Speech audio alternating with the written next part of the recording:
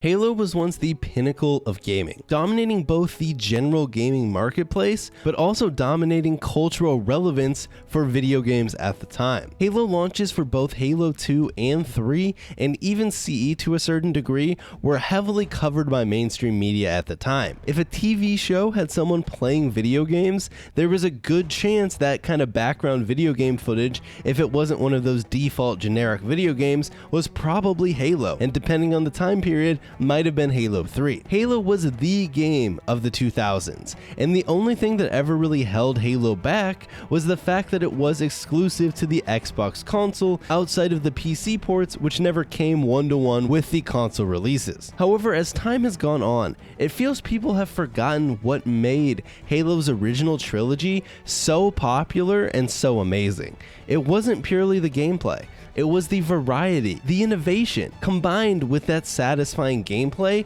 all put together into one perfect package that, in my opinion, led to some of the greatest video games that we're ever going to get. Halo led the market for years, and I think that is what most fans want, for Halo to be back where the IP arguably belongs. So with that said, let's talk about what made Halo's original trilogy so popular. Video gamers across the country are anxiously awaiting the midnight release of a game called Halo 2. We're just moments away from midnight, November 9th, and the launch of what is perhaps one of the most anticipated console video games of all time. I'm going to step aside and let these guys tell you what it is. The wait is finally over! From coast to coast, gamers lined up to get their hands on this little package, Halo 3. Always worth it for Halo.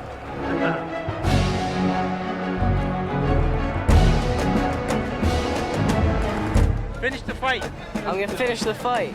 Hey, finish the fight. In recent memory, it feels like lots of energy goes into criticizing the various mechanics of 343 Halo games. Whether you don't like sprint, clamber, smart scope, ordinances, armor abilities, or take your pick on a mechanic because there has been a whole ton of questionable mechanics, it seems those get a lot of the brunt and a lot of the focus. And while, don't get me wrong, those mechanics definitely do matter, they aren't actually what made Halo the massive success it was, or in this case, led to Halo's downfall as opposed to the previous successes. You often see classic Halo fans attacking modern Halo fans, or vice versa, for their preference of mechanics, but in reality, I don't think that those have been the main issue at all. Now, this is especially true in Halo Infinite's case, where the core gameplay has been pretty well received. Now, you could make cases for certain mechanics that were detrimental in some of the prior 343 Halo games, and even Bungie's games like in Halo Reach, but I think for specifically Halo Infinite, and we'll get into it later, the problem isn't gameplay. What made the original trilogy so special wasn't the specific mechanics of each game. It wasn't the fact that you could backpack reload in Halo CE, or the fact that in Halo 2 you had regenerating health, or in Halo 3 the fact that you could dual wield and use equipment, but rather it was the innovation Bungie did on each of these titles to make sure the franchise was always moving forward,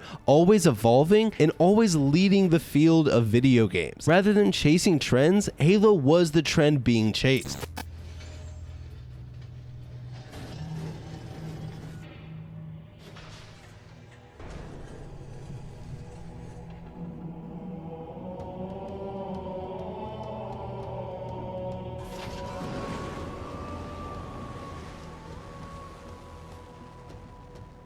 So let's start by going all the way back to 2001. What actually made Halo Combat Evolved special? So I do just want to caveat here, we will be talking a little bit about campaign, but for the most part this video is going to be multiplayer focused, though obviously campaign has played a huge part in Halo's history, so we will mention it here and there. But like I said, a lot of the features we're going to be talking about are multiplayer specific. That caveat out of the way, let's talk about Halo CE, the game that came out in 2001. When Halo CE came out, it absolutely revolutionized first-person shooters on consoles. If you ever played older FPS games that came out before Halo CE, a lot of them have very clunky, awkward mechanics, and Halo CE was the game that came in and basically standardized controls for shooters that we still kind of adhere to this day. It also not only brought FPS games to console in a whole new and fresh light that really made them a lot more enjoyable for controller players, it also brought the arena shooter genre to the console. The arena shooter shooter genre was a genre that had been very popular on PC with Quake and Unreal Tournament and even Doom, but those games had never really transferred that well onto a console because the way that the movement worked in those games and kind of the fast-paced moving nature meant you really wanted to play them with a mouse and keyboard. Halo CE though was able to take some of the core aspects of an arena shooter where you have these vertical maps with teleporters and ladders, and rather than just fighting for general map control, you fight for power-ups. You were also obviously fighting for power weapons. Everyone would spawn with the same setup. Depending on the game mode you were playing, everyone would spawn with the same loadout, and you would scavenge the map fighting for these power weapons just like you would in a Quake, in an Unreal Tournament, in a Doom. And Bungie was able to transfer this onto console sort of by dumbing it down a bit. And I don't mean that in a disparaging way, but rather in an endearing way. Bungie was able to take that very fun gameplay style that works so well on mouse and keyboard and make it a little bit simpler, a little bit slower, and it was able to play extremely well on a controller. Halo CE to this day still has extremely dedicated fans that land the game to this day with things like the beach land and various other lands. You don't get a scene like that if you didn't create something absolutely special. Halo CE also introduced something that would continue to be a trend for many years throughout Halo, and that was the unique physics that Halo games has. Now we obviously have to say the physics in Halo CE are very much different than the later iterations of Halo, but regardless, Halo as a franchise has very physics-oriented gameplay style. You know, you have the ragdolls and the fact that your vehicles tumble and you can do cool jumps by using your friends and all sorts of other things, and this isn't possible without obviously the physics that Halo has had throughout its time. Obviously, like I said, we're not going to talk about it too much, but Halo CE also was able to bring an immersive campaign that allowed the player to tackle these single player levels in a variety of ways, even if at the end of the day they were fairly linear levels. Now we should note that Halo CE didn't technically have online multiplayer, and the only way to play multiplayer for Halo CE was either split screen with your buddies, a LAN with multiple Xboxes connected together, though you could play online with network tunneling programs like Xbox Connect or X-Link. And I won't get too into these because I don't fully understand kind of the engineering behind them, but basically they allowed you to kind of have a LAN network over the internet. That's my very base level understanding. If I'm wrong, you can yell at me in the comments, but basically you could play Halo CE online if you were using a service like this, but it wasn't widely popular. Now we can kind of jump to Halo 2. Halo 2 came out in 2004 and it led the way for Xbox Live and online multiplayer on console. At this point, Xbox Live had been released by Microsoft in 2002, but Halo 2 was the first game to really utilize Xbox Live to its core. Not only could you play online with your friends, you had a full matchmaking system. You had a party system where you could group up with your buddies to play games. There was an entire clan system built into the game, and there was just such a heavy focus on the community and all these community related features to foster these good experiences within the player base. Halo 2 is also where you really started to see kind of innovations toward custom games, where sure we didn't have all the game modes that we would have later on, but you started to see players making lobbies where you would play Infection by having players of different teams switch teams once they died and like quote unquote got infected. We also can't forget to mention that Halo 2 was where competitive Halo really started to thrive. This was where MLG really came into the scene and Halo as an esport really started to explode. And this was all because the game at its core had good competitive gameplay. It wasn't necessarily the focus of Bungie, but rather they focused on making a fun and enjoyable game, but this game was also pretty well balanced and fostered well to competitive play. There was a whole LAN circuit around Halo 2, and again, just like you had your custom games and your clan system, this LAN circuit really built into fostering this strong Halo community. Not only that, obviously, we have to talk about the 1 to 50 system that was introduced in Halo 2 that allowed people to grind a ranked mode and attempt to strive to hit this highest rank. Now, I'm not going to sit here and tell you 1 to 50 is the pinnacle of ranked ladders because I don't believe that. But for its time, the 1 to 50 system was a very innovative and unique thing. Lots of games didn't have any form of ranked matchmaking. You would just hop into lobbies, usually using a server browser, or even if it wasn't using a server browser, it would basically just throw you into quick play games, and you would play these games and you could strive to improve as a player,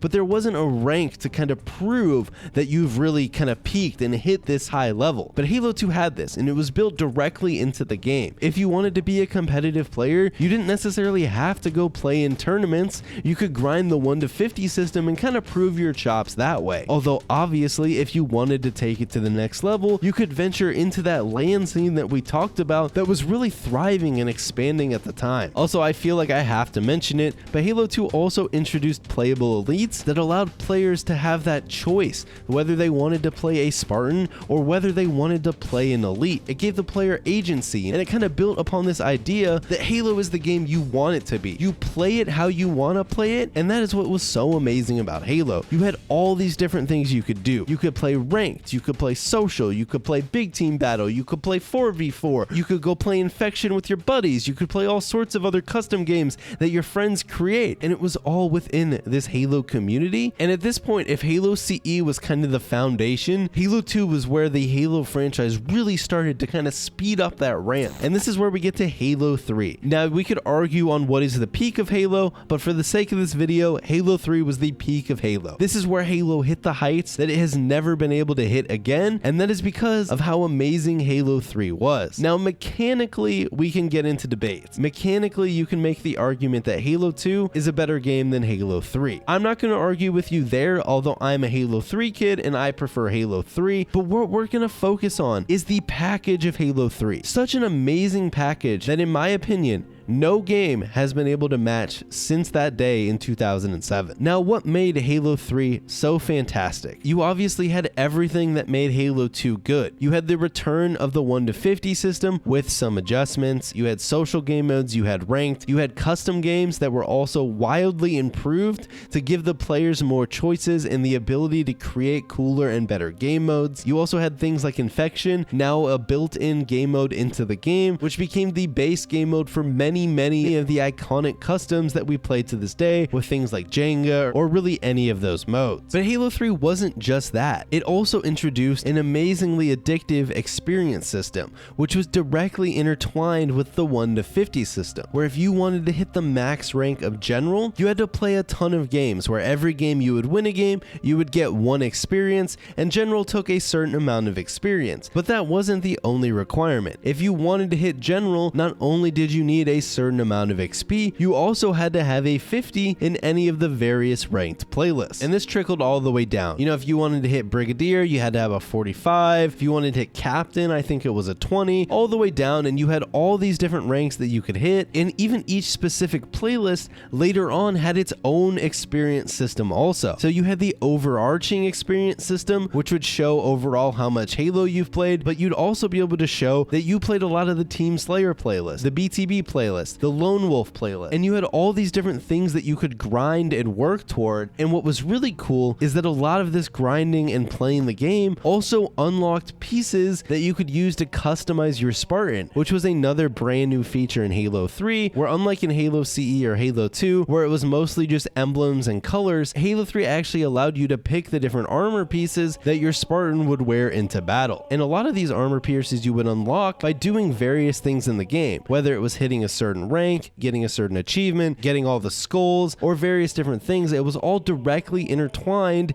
into playing the game. The key there is playing the game and not just purchasing it through the store. Now, that's not all that Halo 3 had though. Halo 3 also introduced the brand new Forge mode, which originally was kind of introduced as a way for players to make small edits onto maps. Change weapons here, add a box here, do little things like that to kind of spice up a map and change it a little bit. But it ended up completely transforming once the DLC map pack with Foundry came out, and it became this empty canvas that players could use to kind of show off their creativity. And while the Forge of Halo 3 is completely primitive compared to the later Forges like in Halo 5, it was the innovation that brought a map creator to a multiplayer game on console that was basically unheard of at the time. You now had a map creator directly in the game that players could do on console, and they could make maps that you would play with your buddies in custom games. Or in some cases, some of these maps would eventually make their way into the various matchmaking playlists, or in the cases of some maps, would make their way all the way to the pro circuit and would be played on television. But wait, that's not all that Halo 3 had either. Halo 3, just like Halo 2, heavily fostered that kind of community feeling. And a cool way that it did this was the theater and file share system. So the file share would allow you to not only share your maps and the game modes that you created, you could also hop into theater mode, not only by yourself, but with up to 4 other players, and you could create clips from your previous games, you could take screenshots, and all of this was shareable on your file share. I'm sure if you played Halo 3 at the time, you've all seen some of the things that went basically viral on these file shares, and it was these community features that fostered the great experiences of Halo 3. Halo 3 mechanically, in my opinion, was a very good game, but that isn't necessarily its only strength. Its strength was the variety and the breadth of gameplay and different things that you could do in Halo 3. Whether you wanted to play matchmaking, you could play social or ranked in a variety of different playlists. You had featured playlists, you had custom games, or obviously you could hop into the campaign and play co-op with your buddies. Maybe you would go and get all the skulls, and you even had theater in the campaign too. It wasn't just a multiplayer only feature. Now here's where I do want to talk about some player numbers. We haven't talked about player numbers necessarily for Halo CE or Halo 2,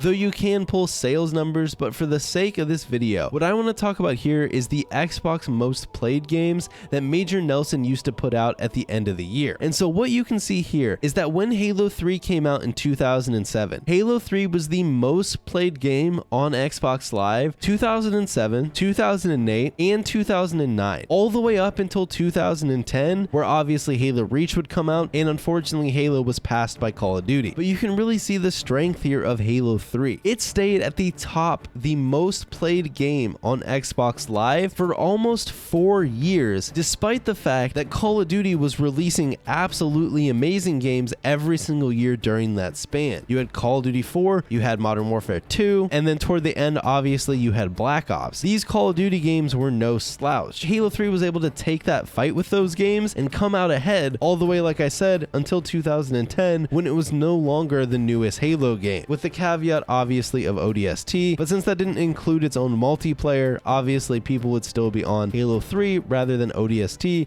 unless you were playing Firefight. Now unfortunately, here is where you do start to see the kind of cracks of Halo. Whether Halo had played its time in the mainstream and it was just old and people were just sick of it, or it was choices that Bungie made and later 343 made that would kind of lead us to this point, but you really start to see here in the years post-Reach, Halo starts to kind of fall off a bit. In 2010, Halo Reach does hold the second spot on Xbox Live, only behind Black Ops, but unfortunately by 2011, the cracks start to show a little bit more, where Halo Reach falls all the way to 4, although let's be honest, that's still pretty dang good. At this point, it was only below other Call of Duty games, and Halo 3 at this point, even in 2011, was still kicking around in the top 20, despite the fact that it came out in 2007, and obviously wasn't getting any updates since Halo Reach came out. Even in 2012, Halo was able to kind of jump back up a notch, where Halo 4 would hit third for the year of 2012, but unfortunately, as you all know how Halo 4 went, Halo 4's player base did kind of fall off a cliff there, and if we're being honest, that was really the last time that Halo kind of fought hand in hand with the top games, outside of kind of the launch periods of the later games like MCC and Halo 5 and now Halo Infinite, where for that hype of the new launch, they would kind of go up the charts a bit, but eventually they would kind of fall back down. So obviously here you can kind of see Halo Reach started to show some cracks. The Halo Reach itself still showed a lot of innovation and creativity from Bungie, even though it also had a lot of blunders and mistakes that probably hurt the franchise for years to come. But things here like upgraded Forge and the upgraded customs really let the custom game community in Halo Reach thrive, and that's still a community that exists to this day on MCC. You also had improvements to Firefight that was brought into Halo Reach that kind of built off of ODST, and then there was obviously Invasion in Halo Reach, which was the new PvP mode that was asymmetrical, and you had the Spartans versus the Elites, and that was totally new to Halo at the time and was its own totally different thing from BTB and Arena and all the other kind of core gameplay modes that we'd been playing for years. Now don't get me wrong, 343's Halo games have tried innovation, and while some of that innovation was clearly misguided, Halo Infinite is currently lacking in innovation. Halo Infinite is a game that feels extremely extremely safe, and in its current form is heavily focused on the core 4v4 gameplay of Halo, with obviously big team battle kind of there to accompany it. And even though it was marketed as this brand new BTB 2.0 mode, BTB really just feels like more BTB, with maybe some downgrades even, in my opinion, if you get into the intricacies of the weapon and the vehicle spawn system, but that's a topic for a different video. Each of the games we outlined in this video had amazing variety, and that's really what I want to drive home, was the strength of the original Halo trilogy. These games had something for everyone, whether you were a competitive player, a casual player, or even in Halo 3 and Reach's cases, maybe you didn't even like playing the game, you just like creating maps in Forge. These games were market leaders in terms of innovation, and also market leaders being the most or some of the most games on Xbox at the time. Halo tried new things and led the change, and I hope that is something that we're able to see in Halo Infinite's future. Don't get me wrong, I love 4v4 competitive Halo, but it alone is not going to make Halo popular again to the levels it was in the past, because if we're being honest, 4v4 alone isn't what allowed Halo to thrive to the levels that it did. It was that full package. It was satisfying 4v4 gameplay, but it was also custom games and Forge and BTB and Invasion and Theater mode and the file share system. It was all of this combined that led to the Halo package, and this is what led to Halo being so popular. Halo was never built purely upon 4v4 arena style Halo, but unfortunately in Halo Infinite, it seems like that has been kind of the focus, and it was also a focus they had in Halo 5 outside of obviously Warzone. Now, things like Spartan Ops and Warzone were 343's attempts at innovation for new game modes, and while you may not love Halo 4 or Halo 5, I respect the attempts there at something new in Halo, or at least the return of those other pillars of gameplay in Halo like we've been talking about throughout this video. And personally, I even found Warzone was pretty close to being a very good mode. However, it was obviously held back by the rec pack system, and being directly tied to those microtransactions did kind of ruin the game mode a little bit, but if you were able to find a way to remove the microtransaction elements from it without ruining the flow of the game mode, I think it is something that definitely could have been built upon in Halo Infinite. Regardless though, I'm not saying Warzone needs to come back in Halo Infinite. That's not really the point of this video, and at some point we will obviously be getting a Forge, but I still think that Halo Infinite is going to need more. It's going to need that other pillar of gameplay that gives it the variety and that full package that it really had before. There is certain affinities rumored game mode here in the future, so that is something to keep an eye out for, and obviously there's been a ton of speculation on what it could be. It could be a battle royale mode, maybe it's the return of Invasion, maybe it's the return of Dominion from Halo 4, who knows necessarily what it is, but whether it's brand new to all of gaming or it's something that's new to Halo, the addition here of that additional pillar of gameplay is really what Halo Infinite is lacking right now. All in all, Halo Infinite has satisfying gameplay, and with some good direction, some added variety, and much needed updates to the core aspects of the game, Halo Infinite still very much has a chance at some of the success that we saw a glimpse of. Hopefully we're able to see Halo Infinite return to the roots of what made Halo so popular in its past, but that's something we're basically just gonna have to wait and see at this point, as clearly right now at launch it has not been able to provide that true Halo experience, I think, that a lot of Halo fans were hoping and expecting out of the new game. Anyways though guys, I think that's gonna do it for the video. I hope you enjoyed this video. I didn't go too deep into specifically Halo Infinite's problems, though obviously we touched on them a little bit here and there, as the focus of this video was supposed to be the original trilogy of Halo and kind of talking about what made those games so amazing, what made them so innovative, what made them so popular, and I hope that you guys feel that I did a decent enough job kind of taking a look back and a trip back through time and talking about the original trilogy of Halo. If you feel I left out anything important or even not important,